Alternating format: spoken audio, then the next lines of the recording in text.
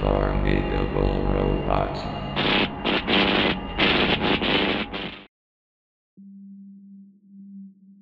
Recently I received a game disc that was given to me by a stranger who said he just finished playing the game and reset it. He also said that he didn't want it anymore and gave it to me. He didn't even ask for any money. I thanked the man and walked straight to my house to play it. I'm a huge video game fanatic. I've been one ever since the SNES came out, so you can guess that getting a freebie is exciting for me. I got home and examined the disc. It had a picture of a large marble vase with nothing on it except text that read, "Too much snow," and a plain black background. An image like this could be for almost anything. When I put the disc into the disc drive, it instantly started up the game on my PC. Here is what I saw. A plain black screen, with a large vase which had the writing, "Too much snow," just like on the disc cover. There were 4 options to choose from in the bold red text. The first one being, "Start game," the second being, "Continue." Although the continue option was not as bold and red, and once I tried clicking it, it did nothing except made an error sound. The third option was options, which I selected. The only options to choose from are volume, quality, and graphics. I adjusted the volume. It was at 100% before, but I changed it to 120% because the error sound sounded a bit too quiet to me. A text box popped up. It said, "Are you sure?" Along was a yes and no option. This was odd. Usually a message like that pops up whenever I try to exit a game without saving or so. I selected yes, and it only took me back to the options menu. The only options for quality were low, medium, and high. I selected high because I always want the best experience. But the graphics option was another story. I thought graphics and quality were the same things. It was at 0% for some reason.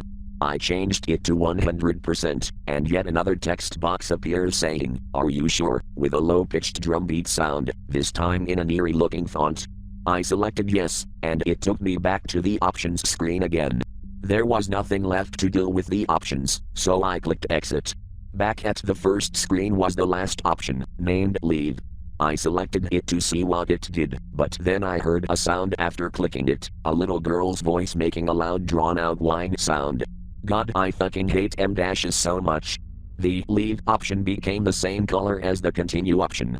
It seems the game doesn't want me to leave, or just yet perhaps. I might as well start the game, I said to myself, and I selected start. The screen cut to black, and then a text box appears saying, "Mother and father always took care of me, they gave me new things when I deserved them. I loved traveling with them, and I had lots of wonderful times. The school was a hassle, but it was worth it to come home and be treated well, unlike in that horrible public school. This year we finally went on a trip again to Snowwood Falls, and we had a rented house all to ourselves, without any neighbors." And then a cutscene played of a teenage girl waving goodbye to her parents from her window. A text box popped up with narration saying, "My dad went to go out to get groceries, and Mom went to have some time alone in the shack." Then the cutscene ended. The game seemed to be a point-and-click style game since it has a cursor pointing up at the girl's door.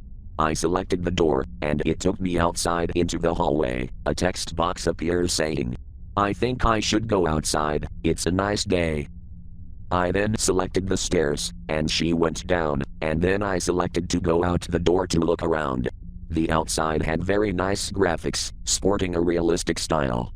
When she was in the area, a sound effect played that sounded like a light breeze, the grass and the trees were vibrant, and there were barely any clouds in the sky.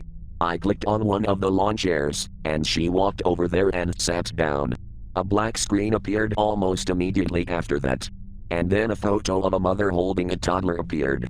Another text box appears saying, "I remember something. My mother used to tell me a story about Snowwood Falls, where on the second Friday in May, the Snowwood Goblin would appear to look around for people to play with to make it seem like it wasn't such an evil creature, but then it would eat them when they least expected it. I thought it was a pretty dumb story because it was so cliché to me. A monster who kills people." What was unsettling is that, on the day of writing this, it was the second Friday in May as well. Something tells me that this was too accurate to be a coincidence. The scene of the outside came back again, and it was at night time. This would mean that the girl had fallen asleep. The scenery was entirely different. Snow was all over the ground, in the trees and the shed. The breeze sound effect got replaced by a dense loud wind sound effect, and the sky was utterly gray. The hut had a blue glow that was coming outside its window. The classic notification sound for iPhones played, and the girl picked up the phone. A text message from her mother that said, "It came in, hide in the..." It was an unfinished text message. Something had interrupted her mother.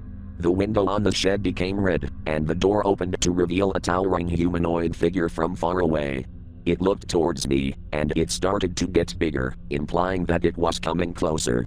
A text box in all capital letters saying "hide" appeared, and the girl went back inside the house in the first-person view without my control. I clicked to go back outside in pure curiosity, but a text box appears saying, "Never." I clicked to go in the kitchen, and a text box appears saying, "Not good enough." I selected to go back upstairs, and finally I could go somewhere. I picked the bathroom door, and it said once again, "Not good enough."